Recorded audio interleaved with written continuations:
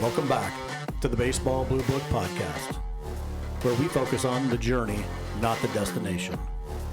Brought to you by the Baseball Blue Book app. Are you in the book? And now, your host, Eric Wobanaw.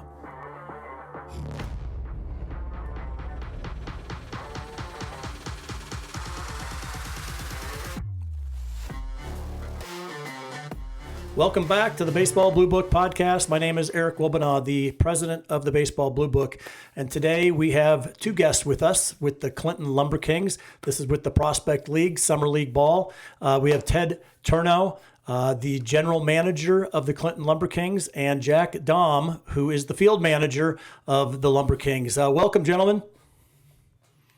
Thank you. Thanks, Eric. Well, I'm pretty excited about this because I'm typically talking to a coach one-on-one, but I think with all the changes that we're having in baseball, the Prospect League, although it's been around for a long time, I think the value of the league continues to get better, and you guys are putting together quite the program. Excited to have kind of the general manager, the overall kind of the back end part of the whole league, as well as Jack, the field guy that's finding the players. I think it'll be a really good episode and really interested in learning a little bit more about it and giving my audience an opportunity to understand what the Prospect League is all about, and more specifically the Lumberkings. And again, located in Clinton, Iowa. I always love talking to people from Iowa. I'm an Iowa guy. So excited to have you guys on. Thank you very much. I guess the first thing I'd like to hear is Ted. Let's talk about the Prospect League kind of in general, and give us your background, when you got involved, and talk about kind of where you are from a league's perspective. Well, my personal history, I started way back in the mid '80s, kind of Memphis, Huntsville, Jackson, Butte, Montana, and I landed here 24 years ago. So I've been through the minor league stages and the downturn with minor league baseball going from the 160 to the 120. Where we're at right now is where we wanted to be. I mean, we vetted the process with the American Association, the Frontier League, the Northwoods League, and everything. And so where we were, and in conjunction with Burlington, because they were the other team in the Midwest League, along with, Bowling Green got moved to a different league, but King County also went independent. But us four teams, we all were scrambling and looking around. And but Burlington and Clinton, the sister cities almost to a point, we agreed to kind of go in together. And wherever we went, they were going to follow, and we talked about it. And really the best league for us was the Prospect League. We would have been in the southwest corner of the Northwoods League. Right now we're in the northwest corner of the Prospect League. So we stretch literally from a couple teams in the St. Louis suburbia area. We just picked up Marion, Illinois, and Jackson, Tennessee, the old AA club down in Jackson.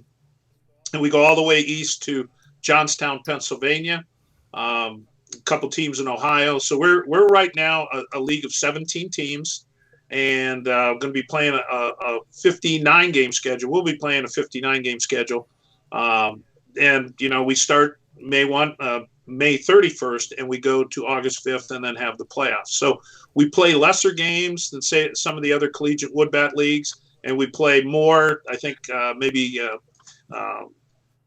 The Cape Cod maybe plays a little bit less, but I know the Northwoods plays, I think 76 or 72 maybe. I'm not quite sure, but it's a nice balance, and we try to keep in mind, especially with Jack being a college coach, we try to keep in mind some of the ramifications with these kids, especially the ones that want to get innings in or are resting a sore arm from the summer, but yet they still want to play. So we're in a really good spot. I mean, after the major league exodus or what have you, right. We were told in the negotiations and that of a concept that Rob Manfred actually uttered back in, I think in 17, of one baseball, and everything from little league up to the big leagues. And while that to date, 5 years later, hasn't really manifested itself in anything tangible in my book, we're still hoping and that, I think what they're trying to do is what FIFA did with soccer. Right. Okay, where they get everybody together. I think it's a yeoman's effort in terms of trying to do that. I don't think it would take much. I know they have their partner leagues and the Pioneer League and the Appalachian League and some of those leagues, but I think if you're going to do it, it has to be all inclusive. And I think they realize that now that there's a lot of action and a lot of interest in these college woodbat leagues. I mean, they've got their draft league that they've kind of created with some of the teams. So they know the value of it, whether or not they want to put their stamp or name on us. And quite frankly, I'm just one of 17 votes. So maybe my other directors and owners don't feel that same way. I know the benefits of it, but I also know that we're able to do things now that, quite frankly, in the new regime, in terms of what they're doing with the 120s, I hear horror stories of, it's now what we want you to do, not necessarily what they want to do. And, I mean, it is what it is. And if that's the way they want to do it, then that's fine. But I know we really haven't done anything different, Eric, from a fan standpoint in terms of marketing or things, anything like that. I mean, we're still doing our fireworks shows. We're still doing our Stay Late Saturday concerts. We're still doing the exact same thing because, quite frankly, had we changed anything, then the people in the community and our fan base would have said, it'd have been red flags all over. Kind of like your Cardinal hat. It would have been, hey, there's some changes going on. And quite frankly, and Jack can address this later, but we had a young man out of Dubuque, Iowa, that was drafted in the 6th round by the Rangers. So that talent level, and I'll let Jack get into that, but our talent level, we're literally one bus ride, plane ride away from these kids going to an extended spring training camp or a fall instructional. So our talent level, I think, is great. I've seen 2 years of it. I've seen players from other teams get drafted. And again,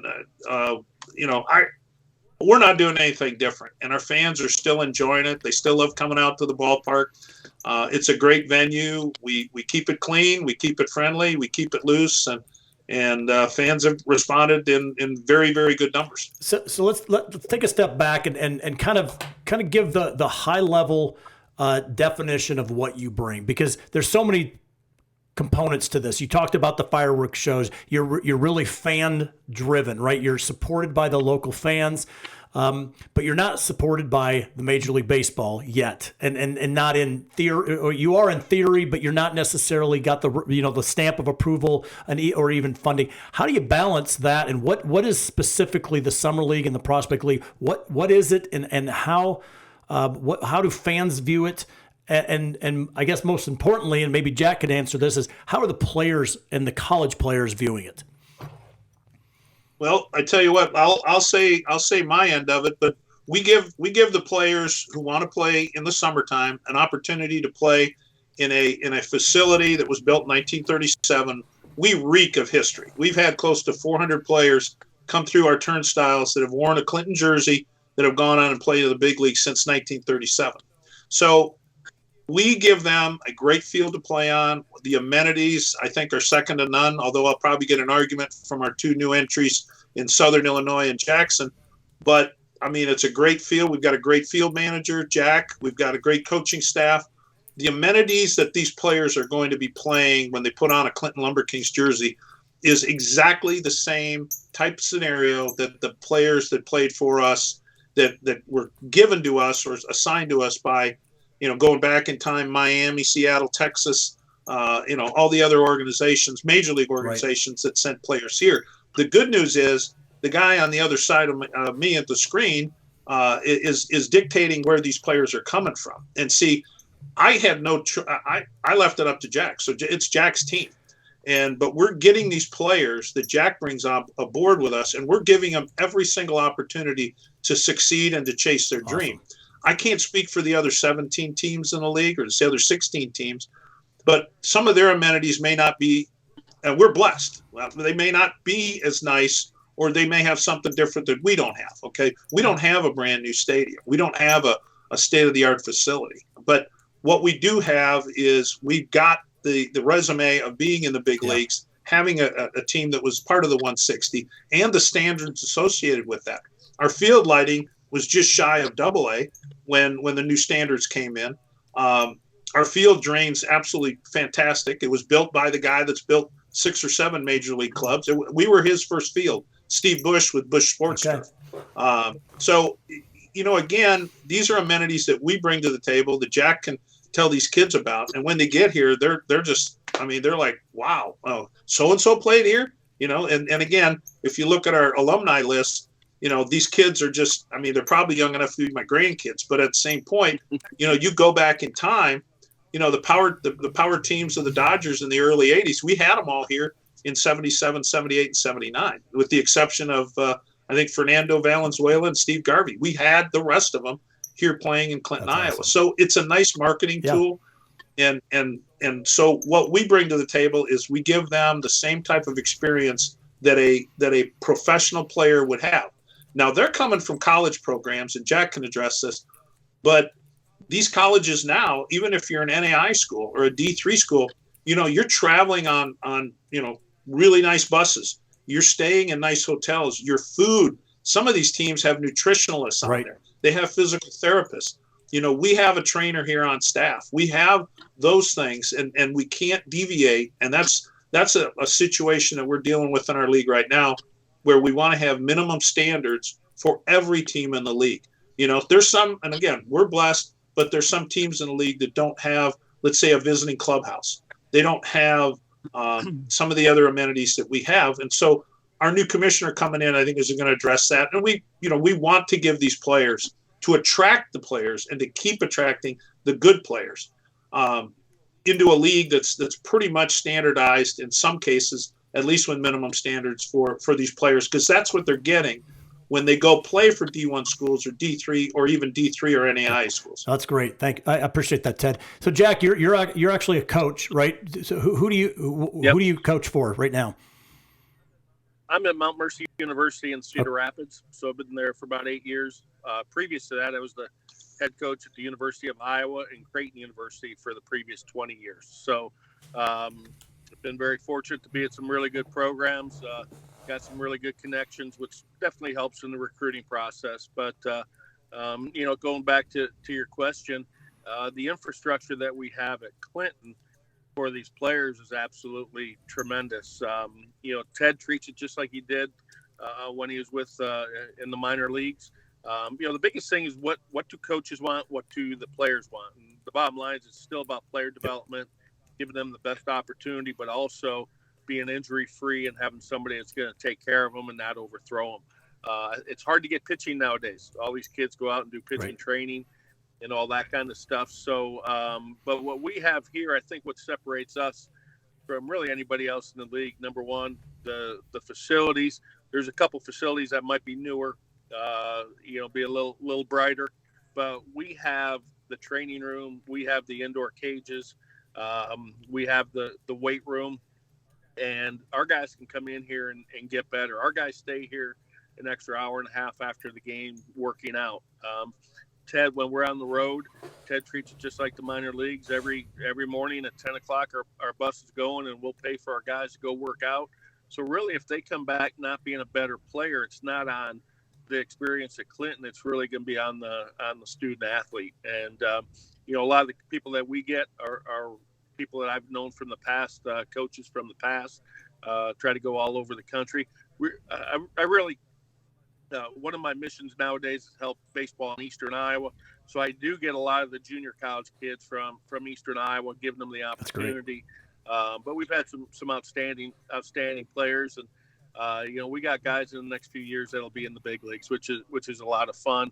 But the environment and the fans is absolutely incredible. We've led the Prospect League the last 2 years in attendance.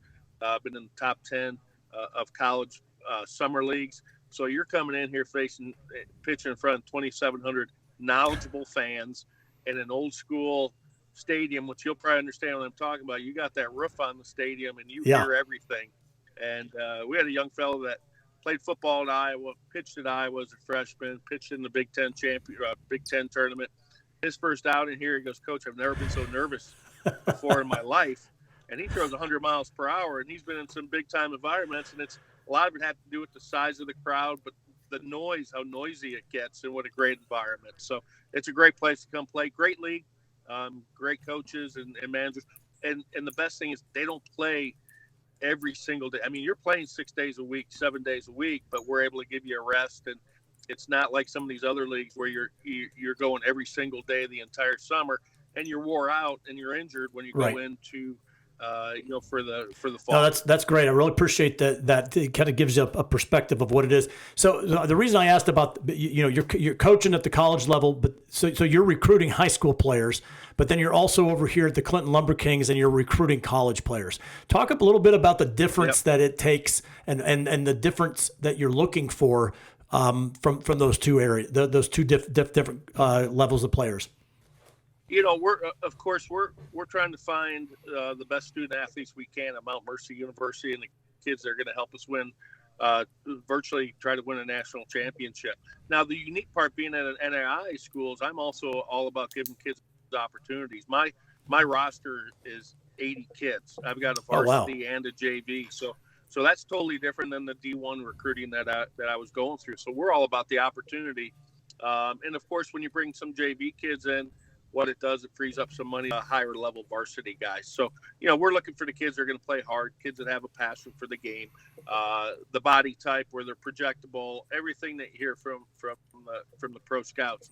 The unique part about recruiting for the prospect league, and I think you really got to look at the pitching situation, is we'll take kids that maybe aren't going to pitch a lot their freshman year in college or their sophomore year, and they need to get innings in. Okay. And that's what we're able to do is give kids the opportunity to get as many innings as possible, but yet being very safe and not overthrowing them.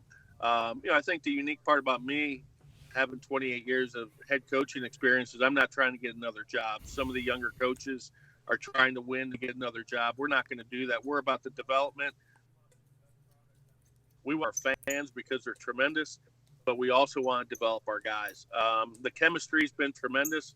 Having the locker room where our guys get in there. Ted, what do you say about noon or 1 o'clock for a 6:30 game? And Ted's got food in there. They play cards, that's great. Ping pong, and it's a fun camaraderie. We actually use the minor league batting practice times where we go out and do our individual work at 3 o'clock, then hit at 3:30, and then they go back in and have about 2 hours to hang out with each other. And so it's been a really neat environment. And Ted, that's what Ted knows, and that's what he's allowed us to do here with the Clinton Lumberkings. And our kids get better. Most important, the kids want to come back. Now, I don't like to take kids after 2 years. It's good to go see something else, because there's other opportunities out there. But all the kids want to come back. And that's the biggest compliment I can say about the fans, about Ted, and the organization. Baseball in Iowa in the summer, I don't think there's a better place. Yeah. Hey, you look at all the that's what I used to tell everybody, summer baseball with the high school leagues, but all the minor league teams, and of course now Clinton and Burlington are in the prospect league. But you want to see good baseball, you come to Iowa in the summer, and you're going to see some great players, some good baseball, and again the fans. High schools to the prospect league to professional baseball. It's a pretty neat area. Before we get back to some of the high level type things, Ted, I want to ask Jack another question. What do I mean? It sounds great, and obviously it's an amazing opportunity for these players to, like you said, develop additional development. Some that may not have pitched in their first couple of years and want to get those innings in. What do kids need to do that are interested in this, and what level of kids? If you've even mentioned NAIA, JUCO kids, D1, is this really just a matter of the want, or is there a certain level that these kids need to be at for you to consider that?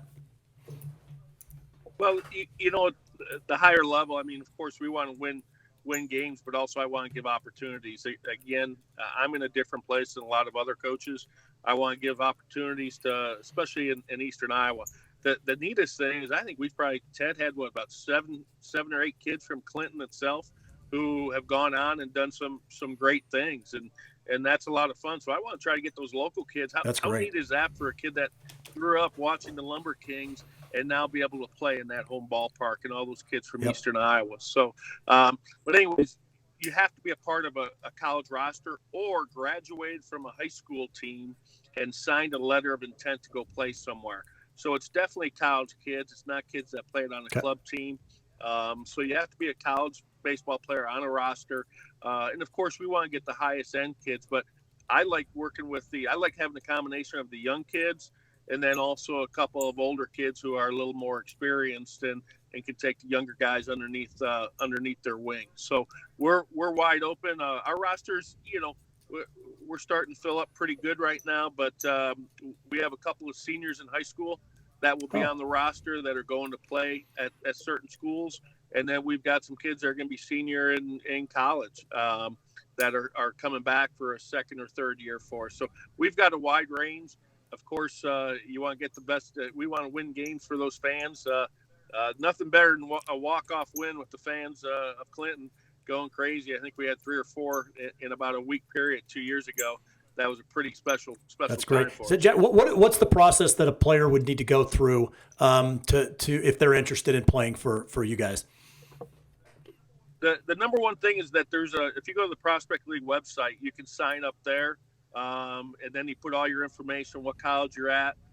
We'll ask for some people, if it's pro scouts, your college coach, people that we can call, show us your college stats, and then also some video. So we can look through that.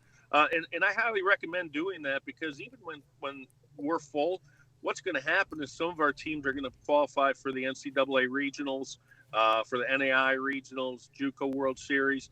And also we'll be looking for people to fill in, and we can go there and grab the names. I would also, find out if your coach knows the field manager, because I'm a little bit selfish. I want to make sure we get good kids. And if I know the coach or a scout that has worked with these kids, I don't want someone to come in here and give Ted a hard time or me a hard time. I want kids that are going to play hard, enjoy the process, and get better. So I think if there's any connections at all with any of the summer managers, that's one of the best ways to really be seen and get a really good chance. That's great. No, I always thought summer ball was kind of the best of all worlds, right? It gives you kind of a vision into what it's like to be a professional ball player, right? You don't have the cares about the academics. You don't have to worry about checking your grades at the end of the week.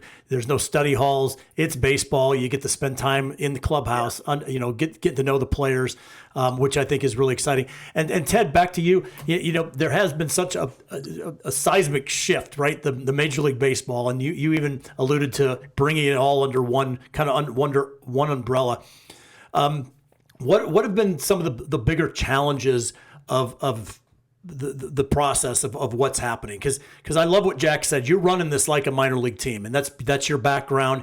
You understand what it takes to draw fans, development, bring in the right players, having the right field managers. I mean, there's a whole lot that goes into that, and it's an independent league now, right? But you're following kind of a model that works. What are some of the biggest challenges that you have, and what's the most exciting part of this for you? Well, I think some of the biggest challenges were in the minor league system. The big league club paid for a good percentage of the bats and balls. Well, now that's on us. They subsidized us in terms of hotel rooms, and again, we're a little different. And again, it goes back to what Jack said about treating the players. We house 2 players to a room when we go on the road. Other teams, they put 4 players to a double room. And that is a decision that we made because we wanted to treat these players just that experience like it would be if they were in the minor leagues. Expenditure standpoint, it's gone up from what we were used to. But also the days that we played in the minor leagues, early April days, especially in Clinton, Iowa. I remember going back about 20 years where we had a 3-game series, ironically with Burlington, got snowed out, not rained out, snowed out in early April. So, we don't have those dates anymore. Right. So we go from a 70-game schedule down to a 70 home game schedule down to a 30 home game schedule. But those games now are concentrated in basically what amounts to is the summertime, right. the core concentration. And we're hitting numbers that are even above where we were in minor league baseball in terms of the prospect league. We have a higher per game average attendance. Our revenue figures are anywhere between 3 to 5% up above, and in some cases higher in terms of the revenue streams. Our expenditures, though, follow with that because we've got some additional costs. We have to make sure the players are housed. They don't get paid, obviously, because of the eligibility rules. So basically, we're housing them, we're feeding them, and we're taking care of all the equipment. We were fortunate enough to have a good selection of uniforms and some things, again, that some teams maybe not have been blessed with. But those are the biggest concerns in terms of finances, the expenditures associated. So we've got to keep a big eye on that. And, payroll.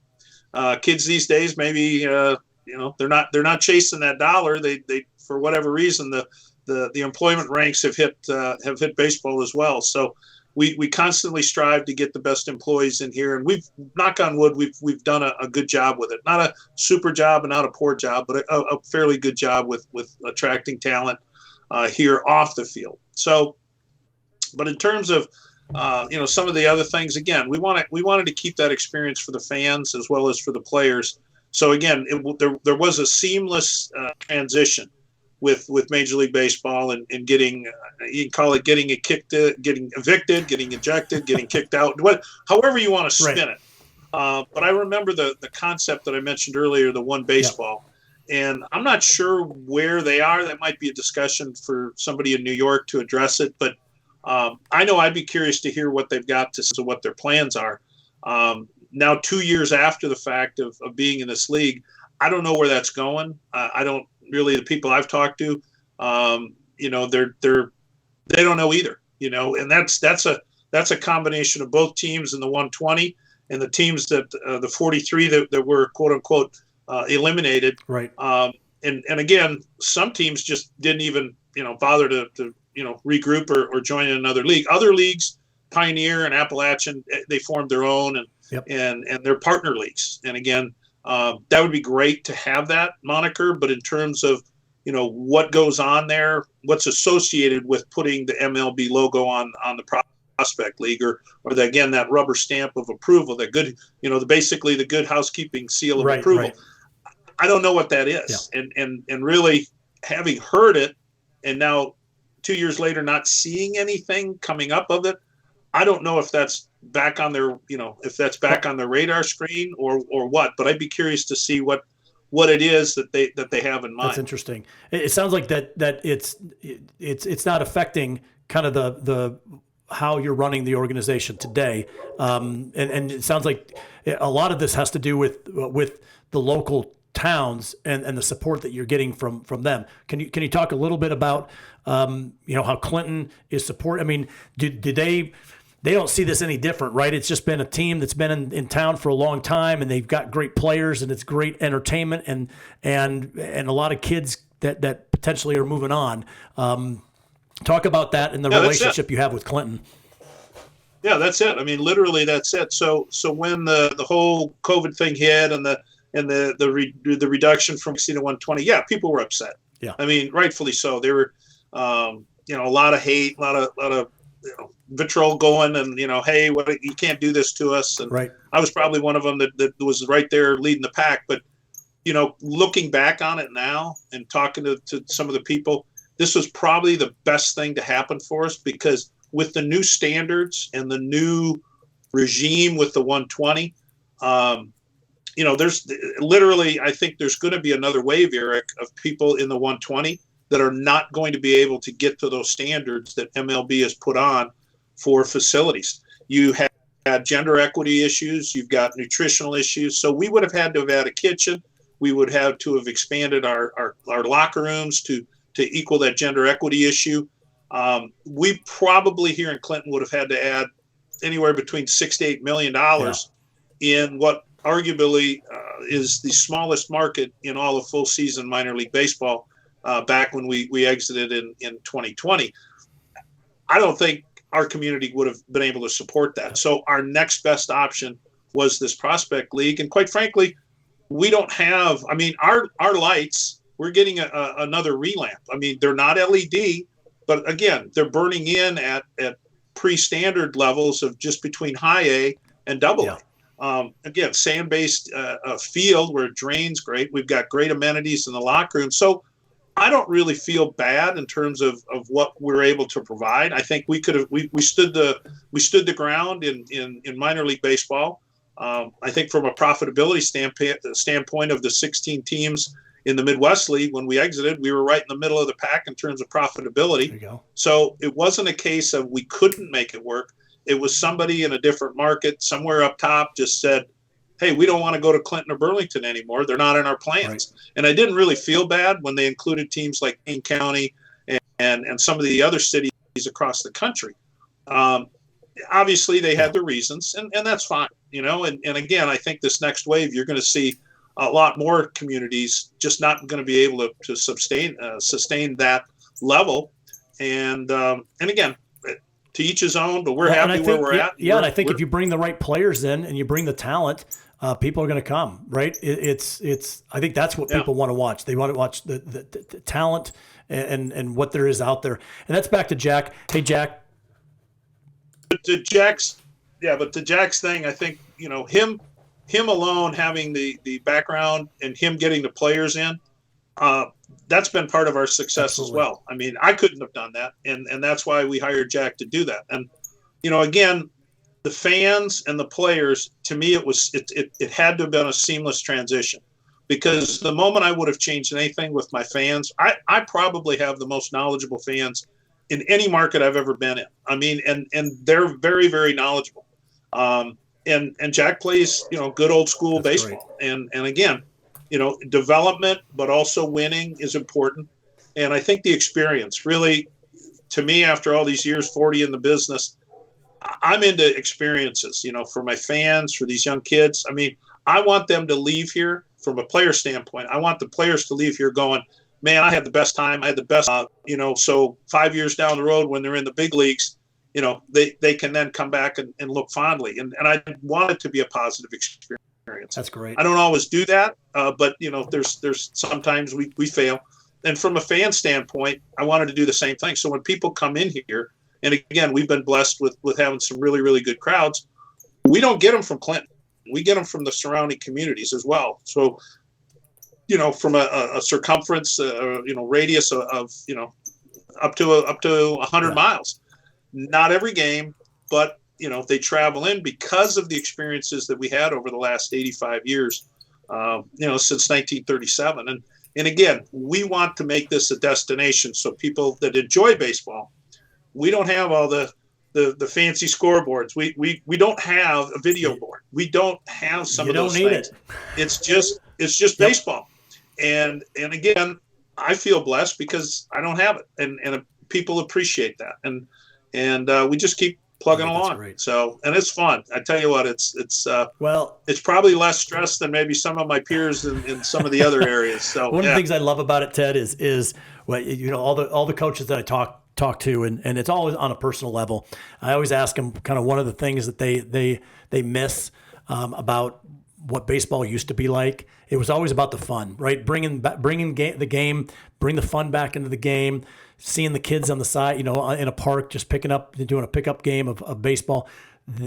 What I love about what you're talking about is it's real old school baseball. It's back to the roots. It's back to having fun, bringing experience, not just to the fan, but I think it's to the players. And really, what we talk about the Baseball Blue Book is really about the players and finding that next playing opportunity. Finding, forget the baseball. Think of all the other things, the social aspects, the different experiences that you have, the development side of this. I think that's what really is intriguing about the Prospect League, but more importantly, the Clinton Lumberkings and what you bring to that. So I really appreciate the opportunity to talk to you, Ted, kind of getting a rear view mirror aspect into your organization, and excited. So when is go back to opening day and kind of your outlook of what this next year? I mean, are you still filling rosters, or is there still time, an opportunity for kids to reach out and maybe find a roster spot? Most definitely. Jack's got, I think Jack alluded to it earlier. I think he's got the roster partially filled. I think he's waiting on a few other commitments, but definitely I'm getting daily invites from players to take a look at their stuff. And I forward all that stuff on to Jack because he's in charge of that. But May 31, we go through August 5th. We've got 30 home games.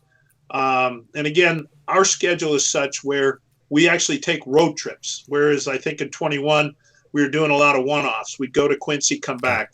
We'd be home for a game and come back. And I think now where the league has evolved with some of the other new teams, we want to see road trips. We want to be able to go on the road to Burlington for 2 and then skip over to Springfield, Illinois for 2. And so we have road trips. We have, and again, this is what these players are going to look forward to. And I want to plug about fun is my old friend and mentor Mike Veck would say, fun is good. And I work for him. I love him to death. And that's, again, us old goats, the gray hairs. It's those experiences. I tell my kids that, if it isn't fun, don't do it. Work hard, be humble, and work very hard. But you got to have fun doing it because, it's a job, but it can also sap the living daylights out of you. And I know a lot of people that they've kind of lost that edge. They've lost that thing. And quite frankly, they can be pretty miserable to be around. And I hope I never get to that. But it's always great to talk baseball with you and your mission. And we're 100% behind you. I appreciate that, Ted. Thank you very much. This has been a lot of fun. I'm excited. I'll probably make a road trip when I go meet visit the family up there. And I'll make sure to reach out and we'll get to sit and talk and it'll be excited to watch it. I'm always a fan. Prospect League is a great league. Anybody watching, make sure you reach out to these guys.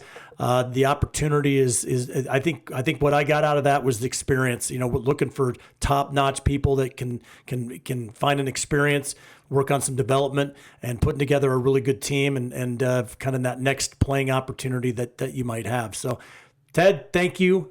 Happy New Year to you and your family. And Jack, I appreciate you joining as well. I know we lost you, but you guys have a great day. Thanks, Eric. Take care. Happy New Year. Happy New Year to you.